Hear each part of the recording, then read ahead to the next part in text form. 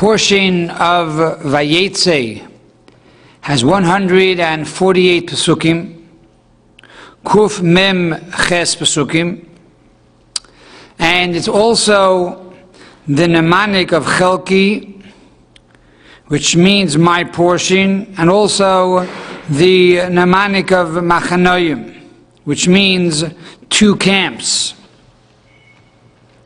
And the question is, why is it that the portion of Vayeitzei has 148 psukim? And what's the connection between these two concepts of chelki and machanayim?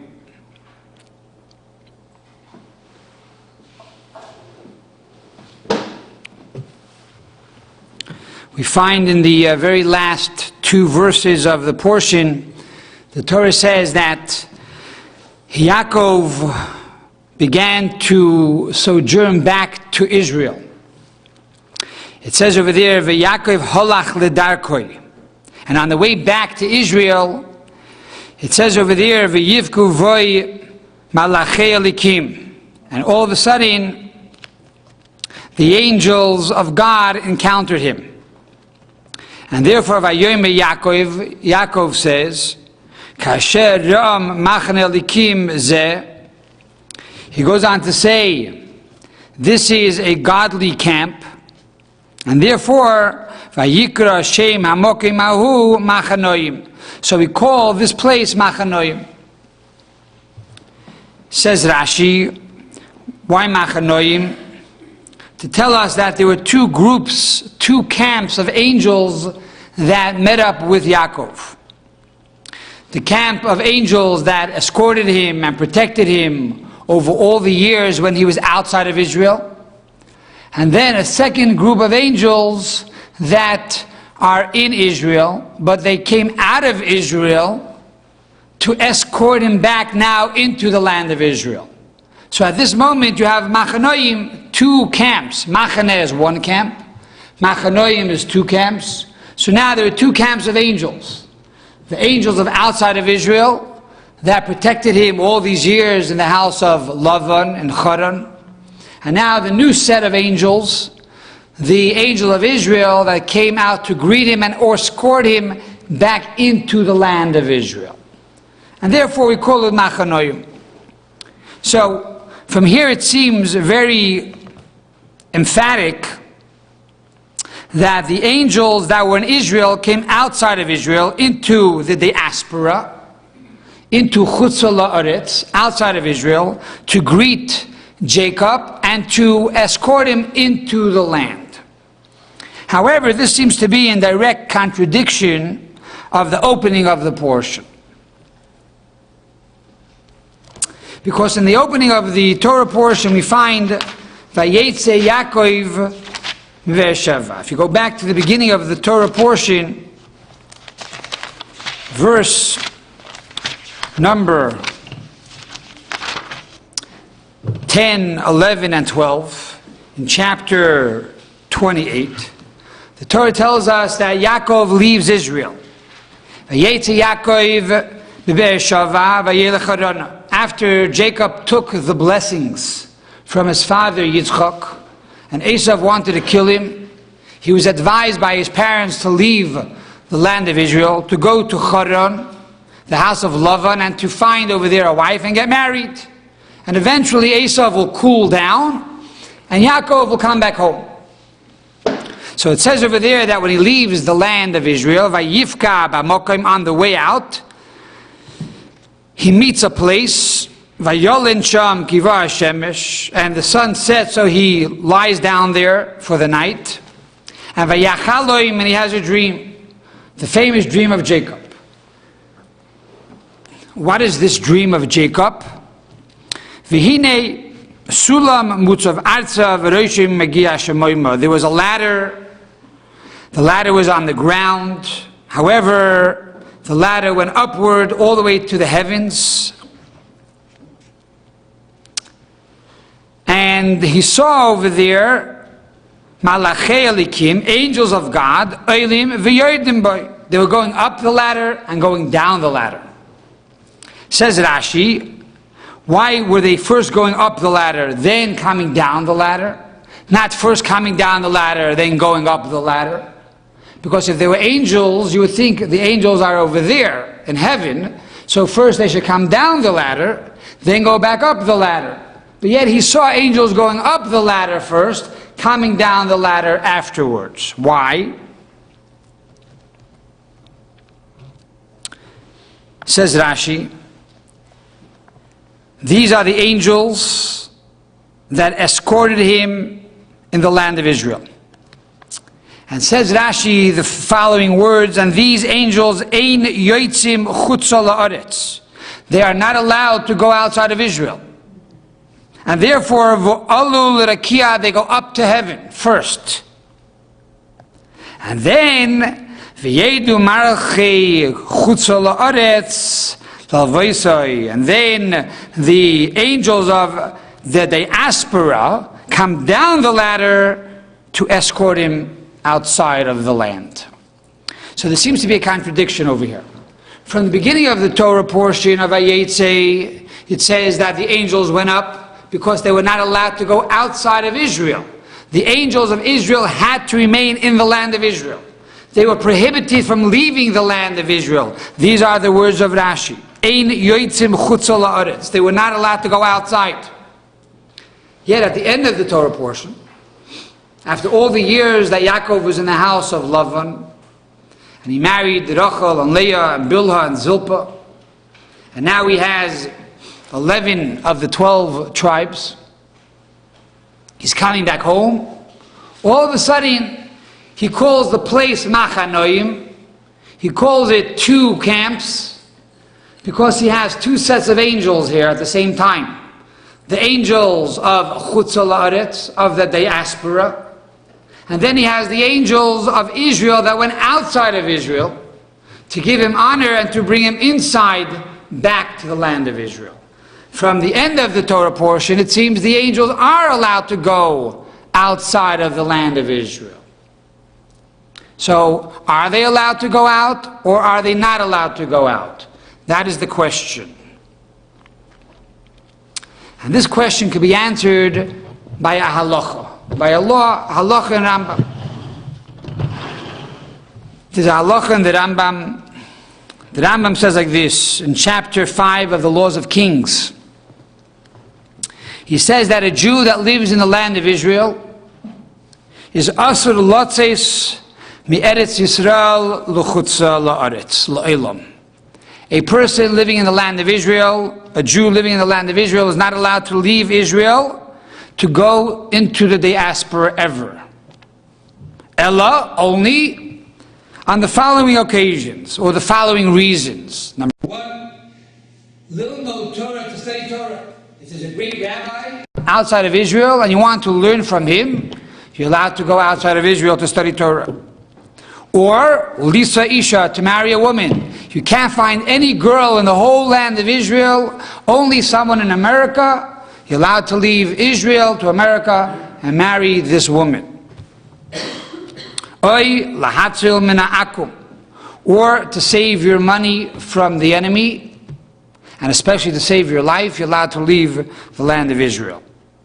But all of this is with the plan eventually v'yachzor la'aretz, eventually to come back into the land. This is the Rambam. Living in the land of Israel, one should not leave Israel only for these 3 reasons. 1 is to study Torah, 2 to marry a woman, 3 to protect your property. Either inside of Israel or outside of Israel. Now, we have a problem. The problem is that the Gemara in Kedushin, page 31b, says the following. And the same is also brought down in the Meiri on this Gemara. And the Meiri says that mutar lotzeis me'eretz Yisrael l'chutz la'aretz l'kras avi v'imoi v'chein l'shar minei kavod. What does the Meiri say? That if a person is living in the land of Israel, and let's say your father or your mother who live in the diaspora, they live in California, they live in Chicago, they live in Illinois, they live in Brussels, they live in France. And now they're coming to Israel. They're making aliyah. They're coming to visit you. You are allowed to go outside of Israel to meet them and to escort them into the land of Israel. Yet the Rambam doesn't mention this halacha. Does the Rambam agree with this law, or does he disagree with this law? And the Rebbe says that the Rambam does not disagree with this law. Rather, there are two separate laws. There are two separate concepts. The first one is to leave Israel indefinitely. The only time you're allowed to leave Israel indefinitely is if you're going to study Torah, if you're going to marry a woman, or to protect your property and your life.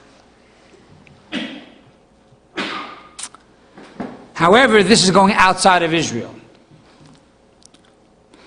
And therefore, unless you have these three reasons, you're not allowed to go outside of Israel. But if you go outside of Israel because you want to bring somebody into Israel, in other words, the objective is to bring somebody in, not the objective is to go out.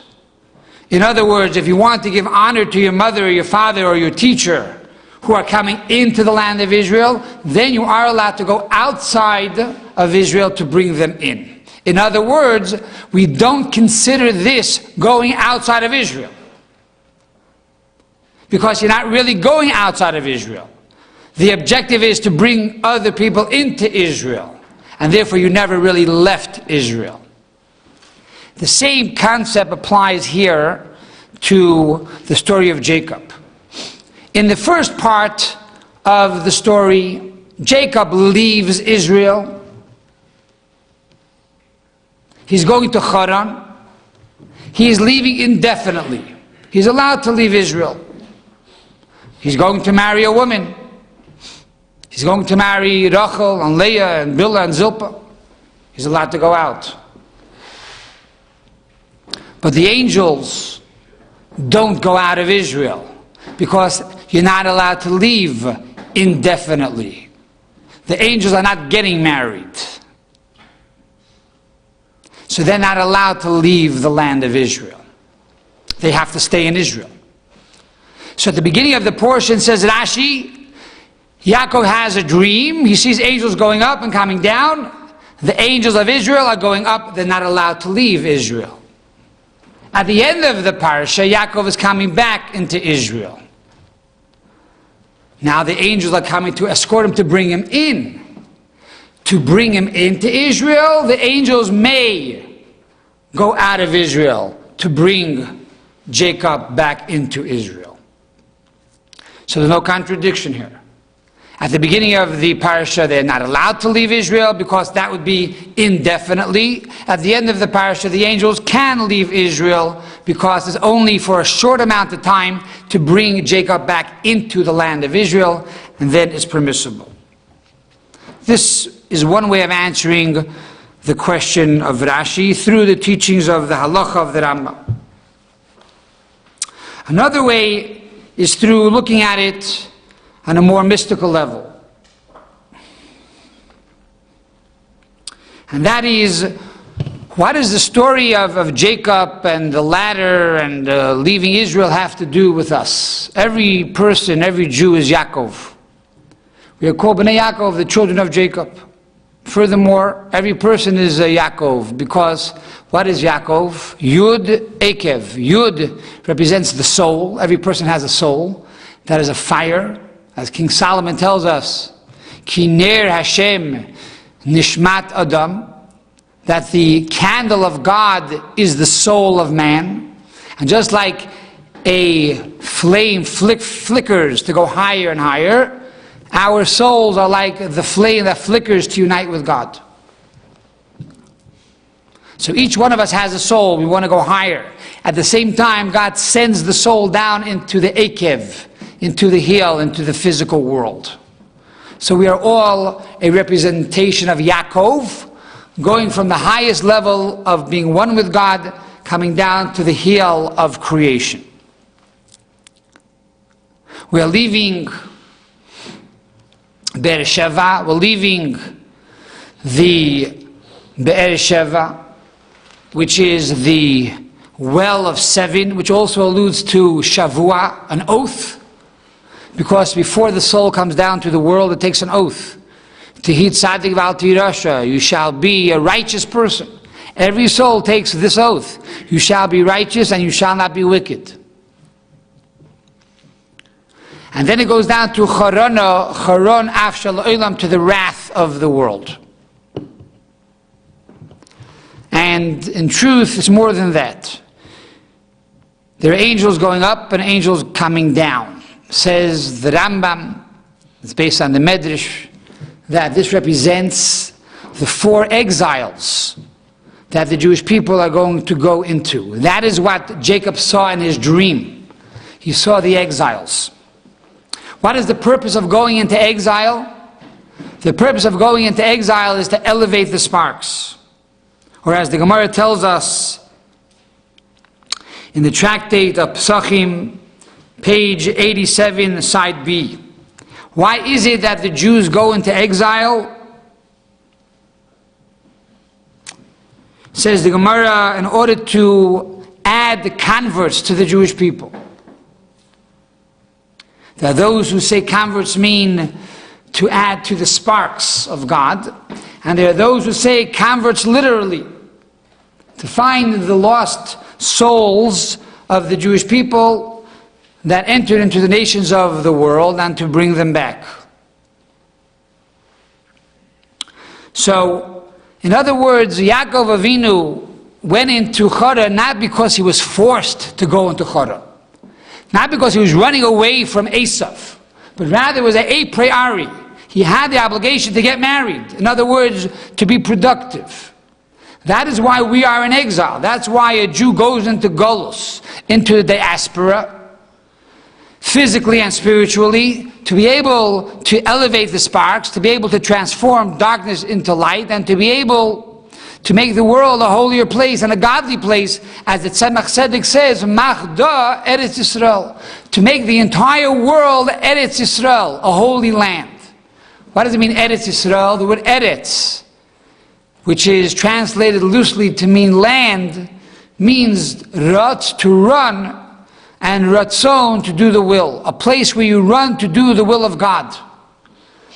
And therefore, why the soul comes down into the world is to make the entire world a productive place, a place where all humankind, all the nations of the world, will run to do the will of God. And when you look at a person, you should see the soul of God flickering in that person. You should see life and kindness and beauty. And that is the reason why the Jews go into the nations of the world, to inspire them and to teach them and to share with them the laws of ethics and values.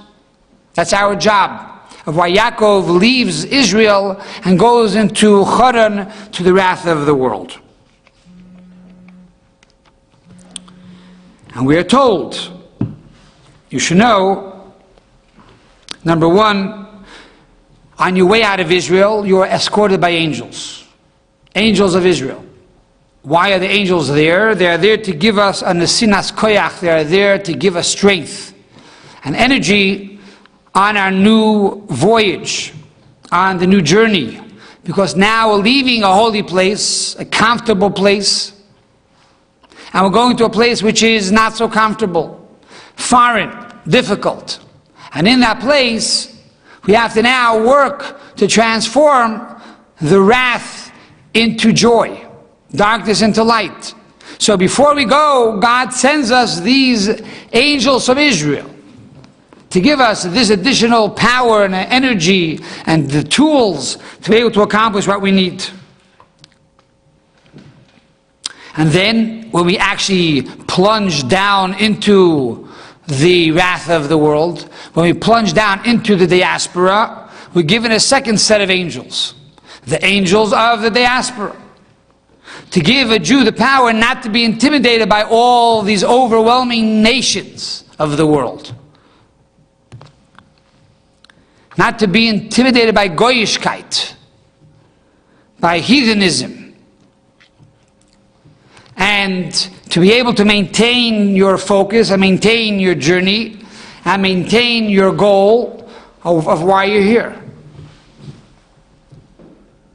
And to make the entire world Israel, to make the entire world holy, to make the entire world a better place and a good place and a godly place. And then we're told, even before we come back to Israel, even before Mashiach comes, already God sends out another set of angels to escort us back. And now we have two sets of angels.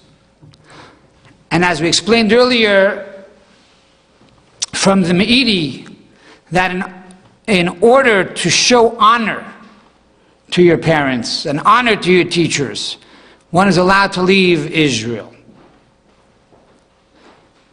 In other words, this idea of kavod, this idea of honor, means that not only do we live our life in this world by the essentials, but rather we have our chava, we have a tremendous expansiveness and honor and glory, and we are honored by the nations of the world.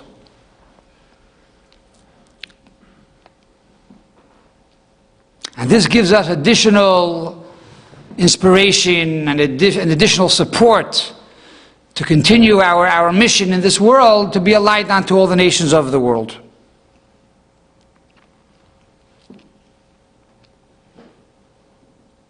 And therefore we are to know that even in Golus, even in exile, when things are dark and things are full of wrath, we have the angels of exile.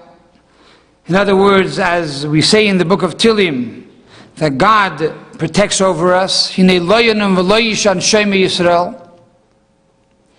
God nor sleeps nor slumbers, the protector of Israel. And in addition to all of that, not only are we here because we're forced here, but rather we're here to produce. And that will bring about tremendous honor to that individual and to the Jewish people. And that is the second set of angels that God sends into the exile to escort us back into the land of Israel. When He sees that we're making this land also a land of Israel. When He sees we are fulfilling our mission and making this world a holy place. So this is the concept of machanayim. That we should know that we have two sets of angels always with us, protecting us and giving us the ability to live in an expansive way. But what is the mnemonic of chelki? Where does that come from? My portion. And in truth, this comes from the book of Tehillim. King David tells us in the book of Tehillim, the book of Psalms, Psalm number 16, verse number 5. What does he say over there? Hashem menos chelki. God is my allotted portion. When is God our allotted portion?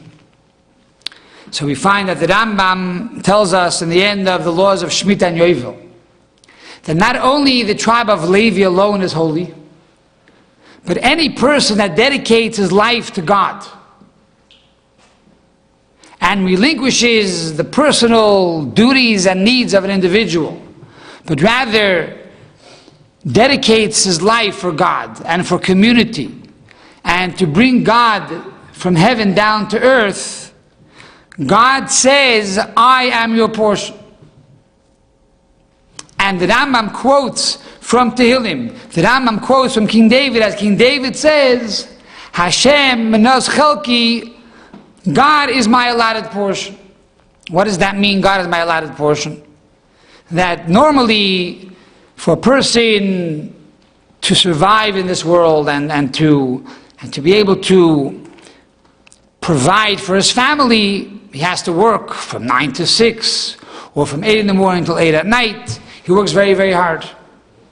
Many, many hours. Very, very rigorous. However, if a person dedicates his life to God, to be an emissary of God, to be the Jacob that goes down into Chara, to transform the darkness of the world and make the world a better place by being concerned for the needs of a community and the needs of another person, and to study more Torah and to pray, so God becomes your portion. And therefore, with very little work, you're able to amass tremendous wealth. And God blesses you with everything that you do with tremendous, tremendous success. And therefore, the Torah is telling us in this week's portion through the mnemonic that it's true that Yaakov goes down to Beersheba. Every soul comes down to the world. But if we realize the bigger mission, that we're coming down to the world not for ourselves on a personal level, but rather to help others and to make the world a better place, then you should know, chelki, my portion, is God. And therefore God will help you in everything that you do, and you will see tremendous success. Which perhaps is also the reason why there's 148 psukim in the Parsha. 148 is kemach. Kemach is flour. Flour is used for dough. Dough is another word for money. In other words, that it says in the ethics of our fathers, in kemach in Torah, if there's no flour, there's no Torah. And if there's no Torah, there's no flour. Implying that a person can't sit all day and study Torah, because how will he support himself? He first needs to make sure that there's kemach, that there's flour. He provides for the family, and then you sit an hour in the morning, an hour in the evening, Shabbos, you study Torah. But if you dedicate your life, like Yaakov Avinu, to the Jewish people as a whole, then kemach, God will provide you with this flour. And God will provide you with all of your needs. With very few hours of work, Hashem will bless all of these deals to bring about bounties upon bounty of lucrative success and wealth. So this is the message of the Parsha, that Hashem gives us a blessing, that we should know that, number one, even though we leave the heavens to come down to the earth, we are escorted by angels. And here on earth we are escorted by angels. And even before Mashiach comes, already God sends a second set of angels to protect us and to give us tremendous success in our daily life, in our personal life, so that we will have more time to truly dedicate to others and to truly make the world a better place, and the ultimate blessing to return to the land of Israel, with the coming of Mashiach Tzidkenu speedily in our days.